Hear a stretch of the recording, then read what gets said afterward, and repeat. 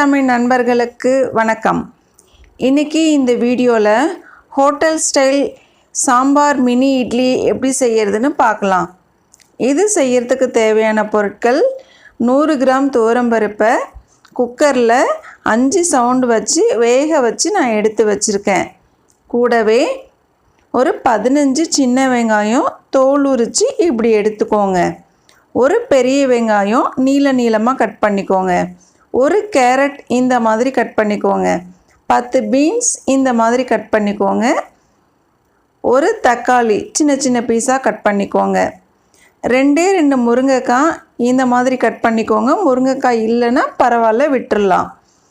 பச்சை மிளகா 2 இந்த மாதிரி கட் பண்ணிக்கோங்க. கருவேப்பிலை தேவையான அளவுக்கு எடுத்துக்கலாம். கொத்தமல்லியும் தேவையான அளவுக்கு எடுத்துக்கலாம். காஞ்ச மிளகா 2 எடுத்துக்கங்க. கூடவே சாம்பாருக்காக அரைச்ச சாம்பார் மிளகாய்த்தூள் 2 டீஸ்பூன் எடுத்துக்கோங்க. மஞ்சள் தூள் 1/2 டீஸ்பூன் எடுத்துக்கோங்க. புளி ஒரு நெல்லிக்காய் சைஸ் எடுத்துக்கோங்க. அதை இந்த மாதிரி கரைச்சி எடுத்துக்கோங்க. 1 டம்ளர் தண்ணியில் கரைச்சி எடுத்துக்கோங்க. பெருங்காயம் கட்டி பெருங்காயம் தான் நல்ல வாசனையாக இருக்கும். இந்த சைஸ்க்கு 2 பீஸ் எடுத்துக்கோங்க. இதுக்கு நம்ம நெய் தான் யூஸ் பண்ண போகிறோம். நெய் ஒரு 4 டீஸ்பூன் எடுத்துக்கோங்க.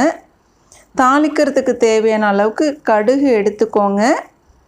உப்பும் தேவையான அளவுக்கு எடுத்துக்கிட்டால் போதுமானது. இப்போ நாம் எப்படி செய்கிறதுன்னு பார்க்கலாம். முதல்ல ஒரு வாணலில் ஒரு 3 டீஸ்பூன் நெய் விட்டுக்கலாம். இந்த நெய் நல்லா சூடானதுக்கு அப்புறம் இதில் கடுகு தாளிச்சிக்கலாம். பெரியவங்கள்லேருந்து சின்னவங்க வரைக்கும் விரும்பி சாப்பிடக்கூடிய ஒரு ரெசிபி தான் இது. இப்போ எனக்கு எண்ணெய் சூடாயிடுச்சு, கடுகு போட்டுக்கிட்டேன். கூடவே காஞ்ச மிளகாவையும் தாளிச்சிக்கலாம். இப்போ இது 2ம் நல்லா பொரிஞ்சதுக்கப்புறம் சின்ன வெங்காயத்தை இது கூட நாம் சேர்த்துக்கலாம். இதை கொஞ்சம் நல்லா வதக்கிட்டு அதுக்கு அப்புறமா நாம் கட் பண்ணி வச்சுருக்க பெரிய வெங்காயத்தை பச்சை மிளகாவையும் சேர்த்துக்கணும்.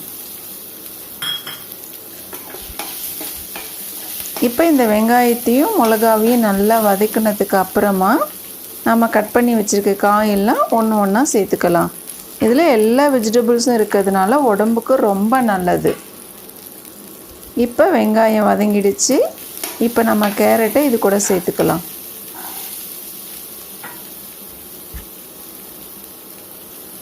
ஒவ்வொரு காயமும் நம்ம போட்டு நல்லா வதக்கி விட்டுக்கிட்டே இருக்கலாம். காய் கொஞ்சம் நல்லா வதங்குற மாதிரி வதக்கிக்கலாம். இப்போ கேரட் வதங்கிடுச்சு. நம்ம பீன்ஸையும் இது கூடவே சேர்த்துக்கலாம்.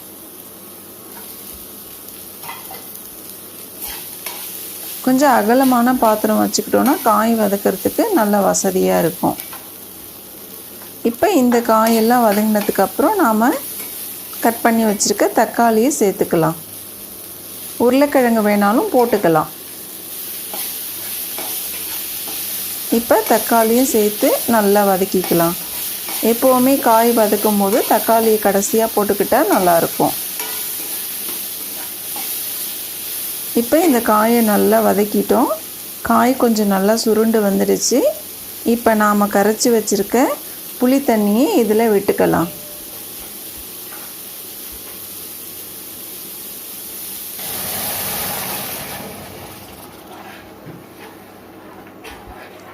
புளி தண்ணி விட்டு இது ஒரு கொதி வந்ததுக்கப்புறம் இதில் நம்ம 3 டம்ளர் தண்ணி சேர்த்துக்கலாம்.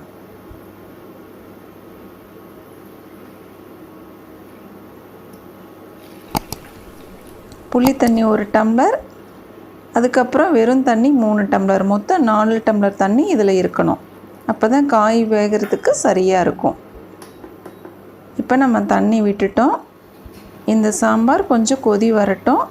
கொதி வந்ததுக்கப்புறம் நம்ம கட் பண்ணி வச்சுருக்க முருங்கைக்காயை இதில் சேர்த்துக்கலாம். அதுக்கப்புறம் பெருங்காயம் சேர்த்துக்கலாம். சாம்பார் மிளகாய்த்தூள் போட்டுக்கலாம். மஞ்சள் தூள் எல்லாமே இப்போ நம்ம சேர்த்துக்கலாம். இதெல்லாம் சேர்த்து கொஞ்சம் நல்லா கிண்டி விட்டுடலாம்.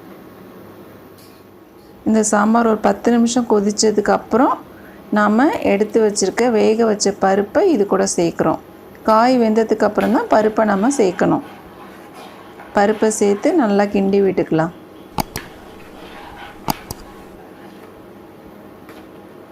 பருப்பை சேர்த்துட்டு நல்லா கிண்டி விட்டுட்டு இப்போ இதில் நாம் வச்சுருக்க கருவேப்பிலை, கொத்தமல்லி எல்லாமே சேர்த்துடலாம்.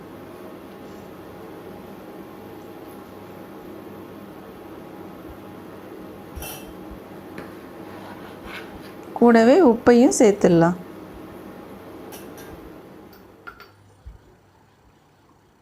இப்போ நம்ம இட்லியை ரெடி பண்ணிடலாம்.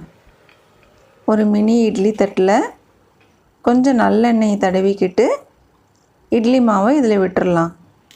இது நாம் இட்லி தோசைக்காக அரைச்ச மாவு தான், வேறு எதுவும் கிடையாது.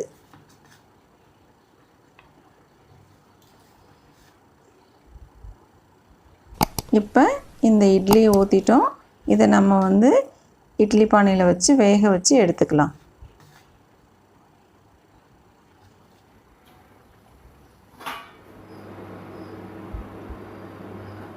இது ஒரு 5 நிமிஷம் இருந்தாலே போதும், வெந்துடும்.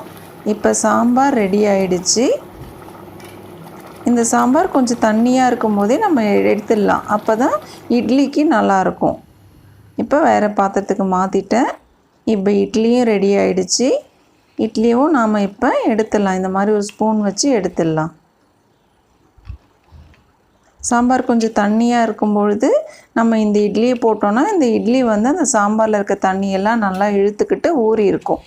அதனால தான் கொஞ்சம் தண்ணியாக எடுத்துக்கோங்க, ரொம்ப திக்காக எடுத்துக்க வேணாம் சொன்னேன்.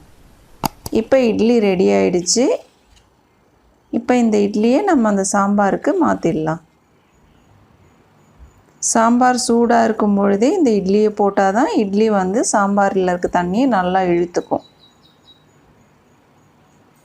இப்போ இந்த இட்லியை இதில் வச்சாச்சு.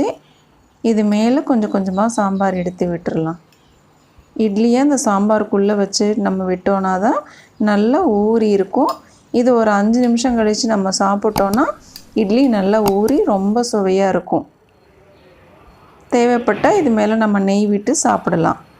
பெரியவங்கள்லேருந்து சின்னவங்க வரைக்கும் சாப்பிடக்கூடிய மினி இட்லி இப்போ ரெடி. சத்தான ஒரு உணவு, காலை வேளையில் சாப்பிட்டோன்னா ரொம்ப நல்லது. நீங்களும் செஞ்சு பாருங்கள், ரொம்ப நல்லாயிருக்கும்.